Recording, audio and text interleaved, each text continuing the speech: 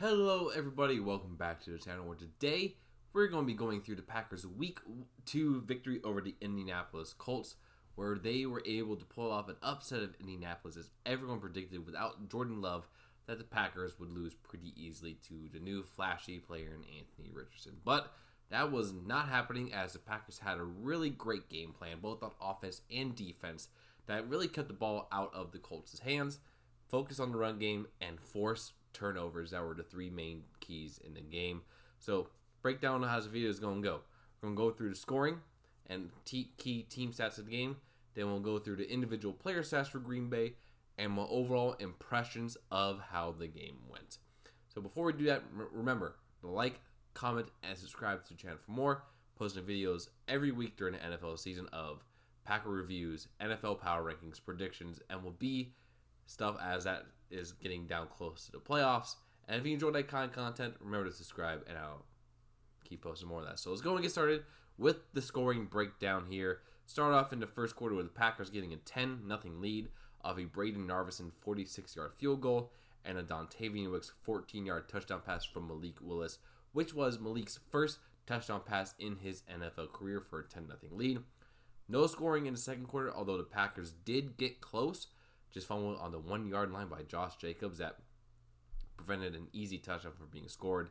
Third quarter, exchanged field goals with a Braden Narvison 42-yarder and a Matt Gay 34-yarder for a 13-3 Green Bay lead. The Packers extended to 16-3 with a Braden Narvison 34-yard field goal, but then with under 2 minutes to spare, Alec Pierce had a 4-yard touchdown pass caught from Anthony Richardson.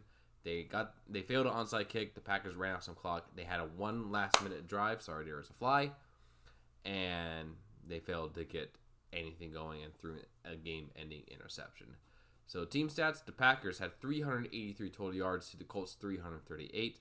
Only one turnover for Green Bay versus 3 for the Colts. One of the main differences in this game. 19 first down for the Packers, 19 for the Colts. But the big difference is the time of possession. The Packers held on to the ball with their rushing attack,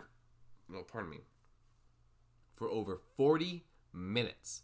2/3 of the game, the Packers controlled the ball. Colts only had less than 20 minutes, and yeah, it was really, really impressive how the Packers were able to just keep long, sustained drives going and not have many mistakes.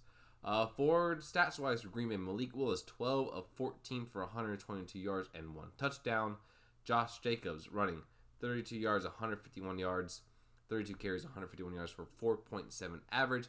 Malik Willis 6 for 41, 6.8 average. Jaden Reed had 2 carries for 37 yards. Lloyd 6 for 15 in his first NFL action, but he didn't leave the game with an ankle injury. Emmanuel Wilson 5 for 9 and Bo Melton 2 for 8. And the Packers had 261 total yards rushing today, which is the highest I have seen in a very long time. And I love seeing this rushing game and knowing that we can rely on it when we need to, especially when Jordan gets back. It's going to be a very dangerous weapon.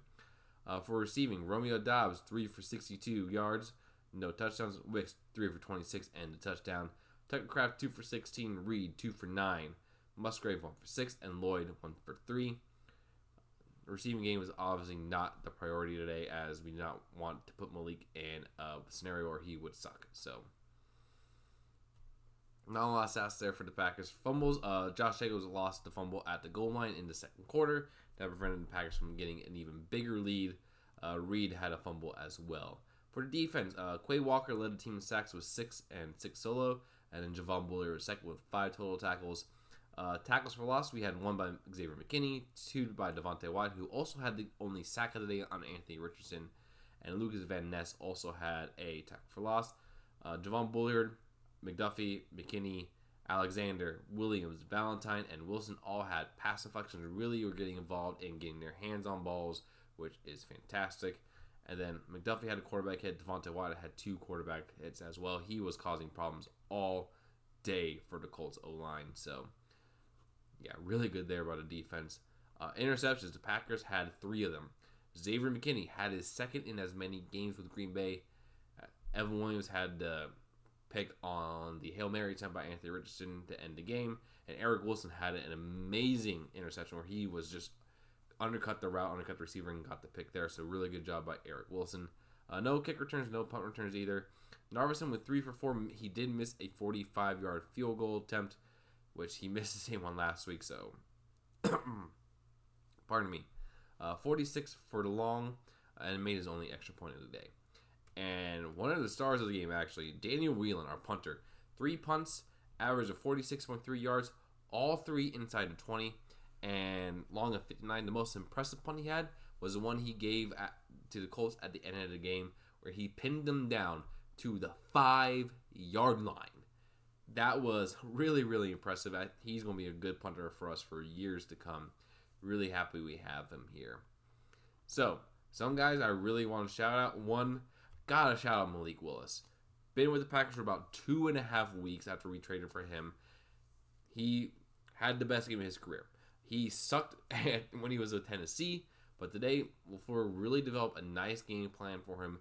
A lot of RPOs, nice, easy throws, and he rose the challenge and did what his job was supposed to be.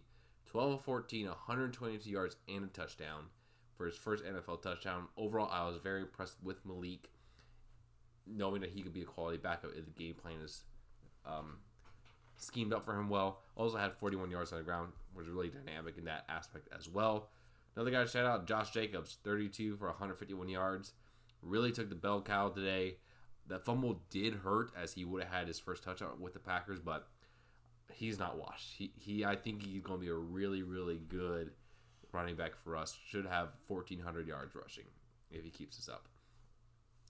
And with that as well, with how the rushing did and how Willis had protection he needed, gotta shout out the O-line. Really did really, really well for the Packers. The only sad thing is that Jordan Morgan seemed to have left the game with an injury. Gotta keep an eye on that, as he was our first round pick this year, but Sean Ryan did pretty solid as well. And shout out Josh Myers for puking on the ball before hike as well. Defense, a couple guys to shout out here, and a couple other guys to dud. One guy to dud, really. Devontae Wyatt, as I said, was all up, causing problems for the Colts O-line. Really, really good pressure there. Edgar Cooper did not get many snaps. Xavier McKinney, proving why the Packers signed him to that contract, was really good in coverage. Got that interception. Overall was very, very impressive. So, good for him there. Evan Williams got his first career pick as well. People were kind of curious why we selected him, but he is proving to be a very solid safety for the Packers. Devon Bullard, really good as well. One guy got knocked down, Quay Walker, and also Isaiah McDuffie. Our 2 starting linebackers right now are struggling, especially Quay. He is supposed to be the guy who is able to keep up with athletes like Richardson and not let them get past him. And that's what he did today. He looked really lost in coverage, looked really lost in running game as well, and he got outplayed by Eric Wilson.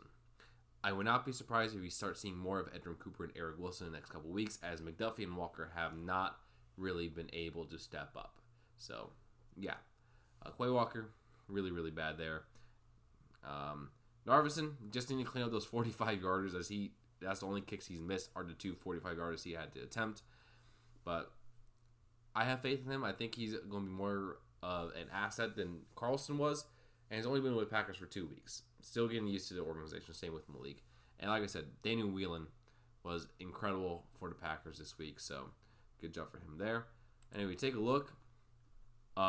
We have a very favorable game next week as well, playing against the Tennessee Titans, who, although did play against the Jets better, Will Levis looks awful. Anthony Richardson, I think, is a better quarterback than Levis, and the Packers totally dominated the Colts offense on their defense. I think they will do the same thing against the Titans. And so I would not, if Jordan Love still isn't fully 100%, I will fully expect them to rest him again against Titans. That way we have him against the Minnesota Vikings the following week. And definitely back for the Rams. So right now, if we can win against the Titans, go into Vikings game 2-1, and then get Jordan back that week or the week after, that's a dream scenario for us right now, because then we have the Cardinals, who looked really, really good. The Rams, who look bad. Cardinals look really good. Texans look really good. Jaguars, not good. Then the Lions, Bears, who don't look great. 49ers, Dolphins, Lions, Seahawks, Saints, who actually look really dangerous right now. And Vikings and the Bears. So, But overall, very encouraged. Matt LaFleur was fantastic in his game plan. Malik Willis did his job, and Josh Jacobs led the offense in rushing. And the defense forced turnovers, which is more than I could ever say about a Joe Barry-led defense. Because we had 7 interceptions all of last year. We already have 5 this year. So, really liking the way this team is playing. So, let me know what you guys think down in the comments below. I think this is a very impressive win for Green Bay. And I think with Tennessee next week, then Jordan Love should be back after that. It is going pretty good. So, let me know what you guys think down in the comments below. And I'll see you again in the next one. Peace.